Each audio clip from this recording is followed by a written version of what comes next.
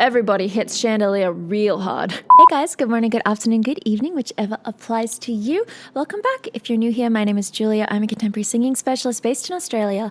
And today I'm going to be doing something a little different. It's still a reaction, but we are going to be reacting to a vocal progression of the song Chandelier by Sia. Now, I did reach out to this YouTuber and ask their permission to react to this video because I feel like it's hectic enough already putting your vocal progress on the internet, let alone having a complete stranger react to it. So thank you so much, Chuther, for being comfortable with me reacting to your video. I have put Chuther's channel link down below, as well as a link to the original video if you want to go check them out. I'm really looking forward to it, so let's just dive right in.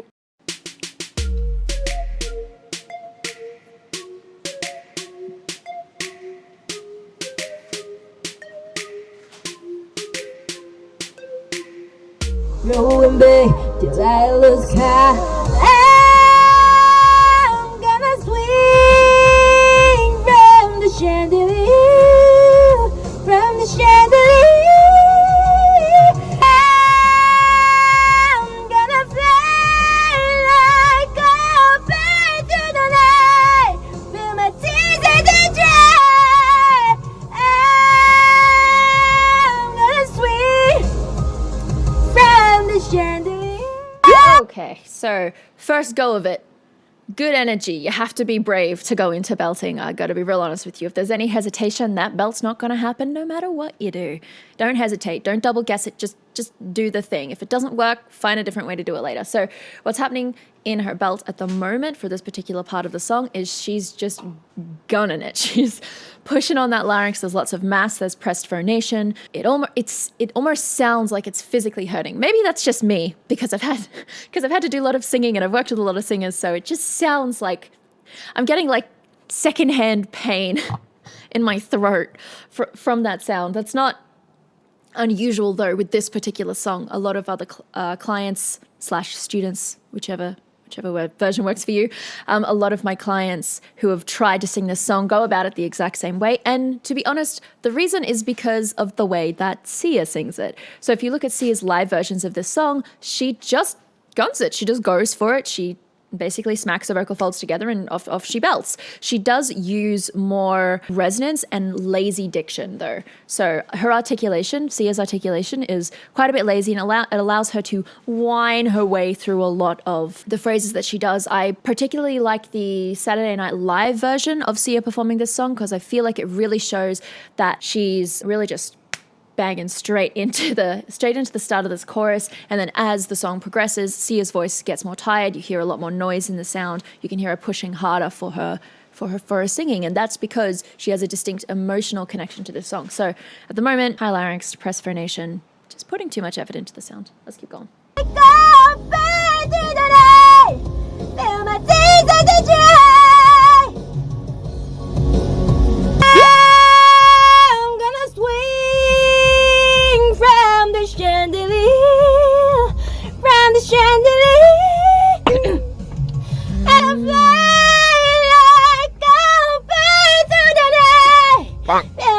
Okay, so did you hear how her second register didn't want to function that time? That tells me that she's strained her voice just a little bit. It'd probably be a good idea to rest it just for a touch, just until that swelling goes away.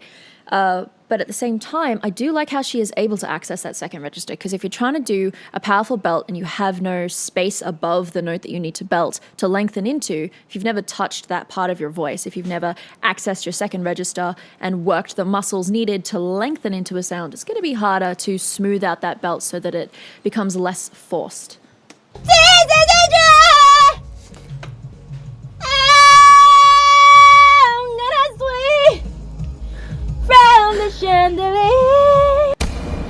Oh gosh, okay. Her facial expression of just like, please work.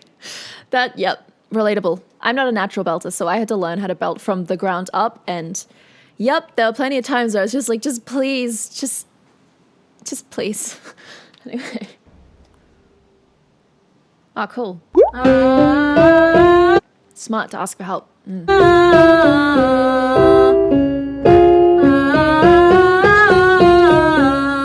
볼륨만 키워야 돼.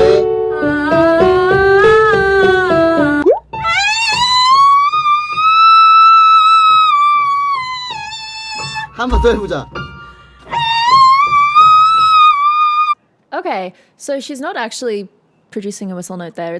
Whistle notes have a particular sound to them, a pure tone, if you will. It sounds a bit like a dog whistle. So at the moment, she's just right at the top of her second register. It hasn't quite flipped into that mechanism just yet that tells me it's a whistle tone. She's approaching it, which makes me think that she probably has access. This is still really, really high, and I like how he's got her going up there. Does it sound like it's applicable to the Sia song? No, but what it's actually doing is similar to what I said earlier about you need to access your tops if you want to be able to smooth through a belt. If your belt is literally pushing up and that's as high as it goes, you're never going to be able to get rid of that tension. Whereas if you know that your belt exists, but you've got all this space above it that you can lengthen into, vocal folds get longer as you go higher, that you can lengthen into, it means that you probably won't put as much effort into that note because it's not the highest that you can go, and those muscles that can work above that note are getting stronger. I'm gonna swing from the chandelier, from the chandelier. Fly like a bird through the night, till my tears are dry. I'm gonna. 1, 2, 3, 1, 2, 3, 1, 2, 3, 1, 2, 3. I'm gonna swing from the chandelier, from the chandelier. Okay, so he's got his hand on her abdomen there, which is, I feel like that's helpful because it draws her attention away from her throat. At the moment, it's still fairly throaty the way that she's singing this, but not as much as the beginning. We can start to hear this resonance and some space kicking in. If you draw your power from a belt with your legs and your abdomen and take tension away from your throat, you're going to have a much easier time accessing those notes. The voice doesn't really like pressure. If that makes sense, like mental, psychological pressure, and it doesn't like external tension. So if you want to be able to deliver something flawlessly, this idea of something moving and being dynamic, you saw how her arms were moving a little bit like this. This is very different to the pushing feeling of tension that we were seeing earlier. There's still a little bit of external tension you can see through her neck and her shoulders, and she pulled a little bit on her hands, but if it's away from her throat, that's better. Gonna fly like a bird through the night, till my tears are dry. Yeah, connect. I'm gonna live like tomorrow doesn't exist, like it doesn't exist. So we can hear how she pushed for that exist, that top one there. So still a little bit of pushing, not as much as before. I wonder if the mic she's using is actually giving her feedback or whether it's just a recording mic, because it's really clever when you're exploring belting to have some kind of fold back so that when you're singing, you're getting your sound back to you. Because when you're performing live, contemporary music was not meant to be performed unaccompanied. So some of the sounds that we make, we automatically alleviate our intention by hearing what sound we're actually making. We go, oh, dang, that's too loud. And then we pull back and the sound is freer. I'm gonna fly like a bird through the night, till my tears are dry. I'm gonna fly like a bird through the night, till my tears are dry. Throwing back till I lost count. I'm gonna swing from the chandelier, from the chandelier. Okay, so that's some pretty decent progress there. I know she says she's getting angry, but you can hear how in her second register, she's actually mixing further into that second register. This bodes well for her belt because the moment you get that mixing action starting, it means you can start to smooth out some of the other belts. It won't sound exactly the same as how Sia does it, but because Sia just, as I said before, just really belts it. But for her voice type, it sounds like a mix is going to be the better way to go for this song. And she's actually activating that. She's activating a little bit more of a mix in the top. It's giving her a lot more resonance and clarity in those top notes, connecting through that sort of like passaggio area where your voice goes from one register to another. This is actually decent progress. Although I do relate to the anger because been there. Gotta fly like all birds with an eye. Feel my tears as I dry.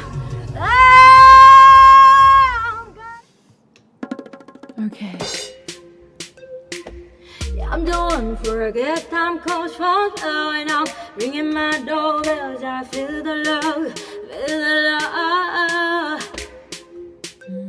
1, 2, 3, 1, 2, 3, drink.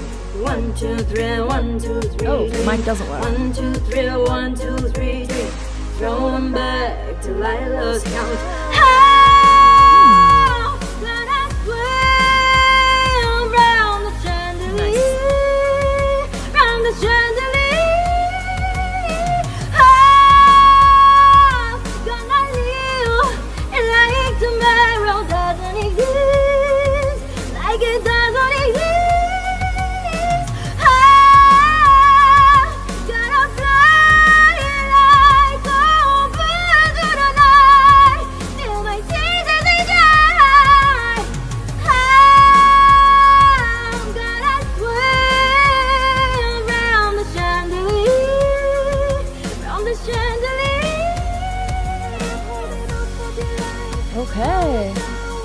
Okay.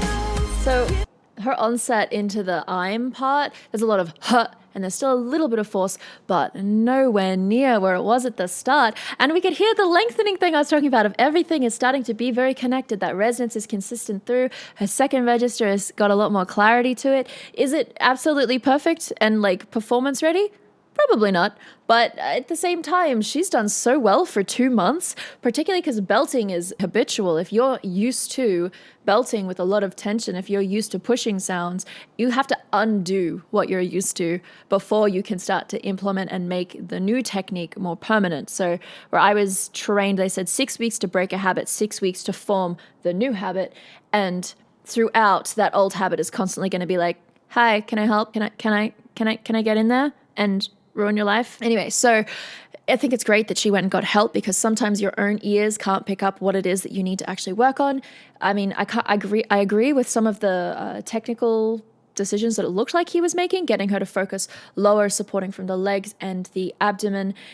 I just loved how her body language changed from the beginning, which was very tense. You could see it all through her neck to that final performance where you could see her body moving. There was constant motion. And I think that that is also a really important part if you're doing belting technique. Think of a belt as something that is continuously in motion. It doesn't just punch up and hold. That's not a belt. It moves up and then it keeps moving and then it finishes off the end. If you're just punching up and holding, you're probably going to hurt yourself. You might get perspiration, you might get fatigue. But yeah, belt technique is another contentious issue in the area of vocal pedagogy. Some singing teachers just straight out refuse to teach belting because they think it's an automatic vocal injury, which, as we know, there are plenty of singers who belt and don't get injuries, and there are definitely safer ways to approach belting than others. I think that if you develop something and your goal is to create a sound that is sustainable, you probably will get tired throughout. You might get fatigue on the journey there. But if you're working towards a better sound, there's nothing wrong with developing something that at the end of the day is really suitable for contemporary music. The thought that you shouldn't belt at all is very old school, just by the way. I think most contemporary singers know that you're going to be doing this amplified. You're not expected to fill the whole auditorium with your belt like a classical singer would. So you have that amplification. Hopefully you've got an in-ear monitor to be able to monitor your vocal load to make sure you're not over-engaging and pushing while you're singing, or a fold back depending on the venue so you can hear your sound back to you. Like I said earlier, being able to hear yourself back is a very good way of managing how much output you're putting into it. So you can pull back if you need to. You can allow the PA or whichever sound system you're being put through to carry some of that vocal load, the vocal load that comes about from trying to create volume. So anyway, I went on a bit of a tangent there. Let me know what you thought of this kind of video, of being able to react to someone's vocal progress as opposed to a finished product, because sometimes I feel like we look at a finished product and we go, wow, I could never do that. But the truth is, most of these singers, they start in one place and it's the journey that's led them to this final product. Like Beyonce wasn't singing like that at 6 years old. is all I'm saying. I wasn't even singing like how I sing now, gosh, even 2 years ago. So progress is continuous and we always have the opportunity to learn and try something new. So if you are just getting into contemporary singing, if you're just getting into belting, go and speak to a professional. Leave me a question in the comments below and I will try to get back to you. If it's a technical question, you can message me on Instagram. If you are interested in like any lessons or even just a chat, go to my website. I think you can get my email from there. I don't mind helping you out. But my point is, don't be afraid to try something new. Journeys take a while. It took her 2 months to do this, and I think that she did pretty well for a 2-month progression with that song because, as I said earlier, everybody hits Chandelier real hard. Real hard. Anyways, that is it from me today, guys. If you did like this video, give it a thumbs up, click that subscribe button, hit the bell notification to get more videos, maybe like this, maybe just a normal react, depending on your feedback. But regardless, I hope you're staying healthy, I hope you're staying safe, and I will see you next time. Bye! 1, 2, 3, 1, 2, 3, drink. 1, 2, 3, 1, 2, 3, drink. 1, 2, 3, 1, 2, 3, drink. Throw 'em back till I lost count.